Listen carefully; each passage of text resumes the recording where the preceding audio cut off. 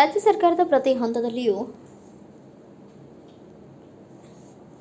Commission ಹಾವಳಿ ಹಾಗೂ ಭ್ರಷ್ಟಾಚಾರ ಮಿತಿ ಮೀರಿದೆ ಎಂದು ಕೇಂದ್ರ ಸಚಿವ ಎಚ್.ಡಿ. ಕುಮಾರಸ್ವಾಮಿ ಆರೋಪ ಮಾಡಿದ್ದಾರೆ. ಬೆಂಗಳೂರಿನಲ್ಲಿ ಸುದ್ದಿಗಾರರ ಜೊತೆ ಮಾತನಾಡಿದ ಅವರು, ಈ ಸರ್ಕಾರದಲ್ಲಿ ಏನು ನಡೆಯುತ್ತಿದೆ ಎಂಬುದಕ್ಕೆ ಮುಖ್ಯಮಂತ್ರಿ ಸಲಹೆಗಾರ ಬಿ.ಆರ್. ಪಾಟೀಲ್ ಅವರು ಹೇಳಿರುವ ಮಾತುಗಳೇ ಸಾಕ್ಷಿ. ಅವರು ಹೇಳಿರುವ ಮಾತುಗಳು ಮಾಧ್ಯಮಗಳಲ್ಲಿ ವರದಿಯಾಗಿವೆ. ವಸತಿ ಇಲಾಖೆಯಲ್ಲಿ ಕಮಿಷನ್ ಹಾವಳಿ ಎಷ್ಟಿದೆ ಎಂಬ ವಿಚಾರವಾಗಿ ಆಡಿಯೋ ವೈರಲ್ ಆಗಿದೆ. ಇದರಿಂದ ನನಗೆ ಯಾವುದೇ ಆಶ್ಚರ್ಯ ಆಗಿಲ್ಲ ಎಂದು ಹೇಳಿದರು. ಕೃಷ್ಣ ಬೈರೇಗೌಡ ಏನು ಹೇಳಿದ್ದಾರೆ ಎಂಬುದನ್ನು ನಾನು ಮಾಧ್ಯಮಗಳಲ್ಲಿ ಗಮನಿಸಿದ್ದೇನೆ.